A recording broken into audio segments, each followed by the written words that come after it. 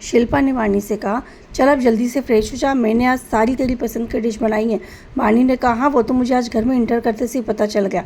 कितना महक रहा है आज घर, कितनी अच्छी खुशबू आ रही है, मुझसे तो रहा नहीं जा रहा, मैं जल्दी से फ्रेश होकर आती हूँ।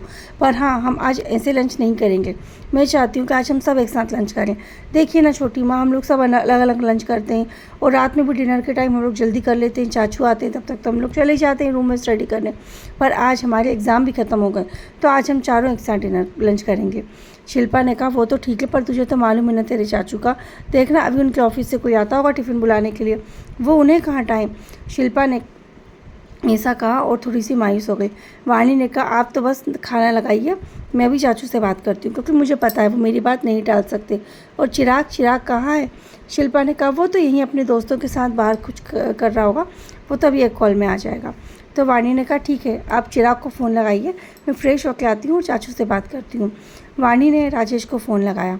राजेश ने पहली बार वाणी के कहने पर उसकी बात मानी और वो लंच के लिए आ गया। चारों जने लंच के लिए बैठ गए और चारों बहुत ही अच्छे से एक साथ बैठकर हंसी खुशी बात कर रहे थे और लंच कर रहे थे। लंच करते करते वाणी ने कहा, छोटी माँ, अब एग्ज़ाम ख़त्म हो गए हैं, आपने कहा था ना हम एग्ज़ाम के बाद रामपुर चलेंगे, तो बताइए ना हम कब चल रहे हैं रामपुर।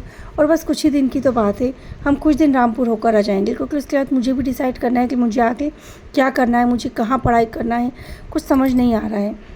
राजेश ने कहा, हाँ तो बेटा फिर तुम पहले ये सब बातें डिसाइड कर लो, उसके बाद तुम रामपुर चले जाना, रामपुर जाने की जल्दी क्या है।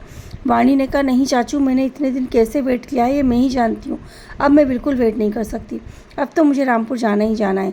चिराग भी रामपुर को लेकर बहुत एक्साइटेड था। चिराग ने कहा, हाँ रामपुर मुझे भी जाना है, पर थोड़ा सा मैं कंफ्यूज हूँ, क्योंकि मुझे यहाँ भी रहकर सोचना है कि मुझे अब आगे क्या करना है, मुझे कुछ समझ नहीं आ रहा है। तो राजेश ने कहा, अच्छा ठीक है, तो तुम टेंशन मत लो, तुम 2 दिन के लिए रामपुर हो आओ। यह सुनकर वाणी बहुत खुश हो गई। शिल्पा ने कहा, ठीक है, हम कल ही रामपुर चलेंगे। वाणी और चिराग दोनों ये सुनकर बहुत खुश हो गए। यहाँ पर अब ये लोग रामपुर जाने की तैयारी करने लगे। रामपुर जाने की बात को लेकर एक तरफ जहाँ ये लोग खुश थे, वहीं शिल्पा के मन में थोड़ा टेंशन भी था। पर अब शिल्पा ने सोच रखा था कि वाणी की पढ़ाई हो गई है, ग्रेजुएशन कंप्लीट हो गया है, तो अब वाणी से वो इस सब बारे में बात करके ही रहेगी, क्योंकि यही सही मौका है। इस तरह से वाणी को वो नहीं छोड़ सकती है। खैर शिल्पा बहुत खुश थी कि कुछ समय से वाणी बिल्कुल नॉर्मल थी, दवाइयों का भी उस पर असर हो रहा था। पर उसने डॉक्टर को फ़ोन लगाया, डॉक्टर से सारी बातें करी, तो डॉक्टर ने भी यही कहा कि हमें इस तरह से अपने मनगढ़ंत कहानियाँ बनाने से अच्छा है कि हम एक बार डायरेक्ट वाणी से बात कर लें, तो हो सकता है हमें कुछ चीज़ समझ में आ जाए। और यदि वाणी को इस बारे में कोई नॉलेज ही नहीं होगा, तो उसके लिए हमें फिर अलग तरीके से कुछ ट्रीटमेंट करना पड़ेगा। यह कहकर शिल्पा ने फ़ोन डिस्कनेक्ट कर दिया। इसके बाद अब ये लोग जाने की तैयारी करने लगे। अचानक चिराग ने आकर कहा, माँ सॉरी, मैं रामपुर जाने के लिए बहुत एक्साइटेड था, पर मैं आज आप लोगों के साथ नहीं चल पाऊँगा, क्योंकि मुझे अचानक कुछ काम आ गया है। और मैंने अभी डैडी से भी बात की, उन्होंने भी बोला है कि मैं 2 दिन बाद आ जाऊँ।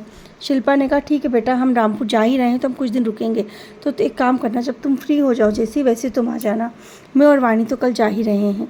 चिराग ने कहा, ठीक है माँ, आप लोग जाइए, और आप लोगों को आपकी तैयारी में जो भी हेल्प चाहिए मुझे बता दीजिए, मैं करूँगा, और मैं 2 दिन बाद ज़रूर आ जाऊँगा। लेकिन हाँ, जब तक मैं ना आऊँ आप भी वापस मत आना, मुझे भी रामपुर जाना है, मेरा भी बहुत मन है वहाँ जाने का, वहाँ नानी से और बाकी सब लोगों से मिलने का। शिल्पा यहाँ तैयारी में लग गई। वाणी बहुत ज़्यादा एक्साइटेड थी। शिल्पा ने अपनी तैयारियों के साथ साथ वो ड्राइंग वाली फ़ाइल भी अपने बैग में रख ली, जो उसने वाणी के रूम में से लाकर छुपा दी थी, जिसमें सारी नीम के पेड़ की ड्राइंग बनी हुई थी। बल्कि शिल्पा ने वो सारी चीज़ें अपने हैंड पर्स में रख ली और सोचा कि वो रास्ते में ही वाणी से इस बारे में बात करेगी। यह कहकर वो दोनों अपनी तैयारी में लगे रहे।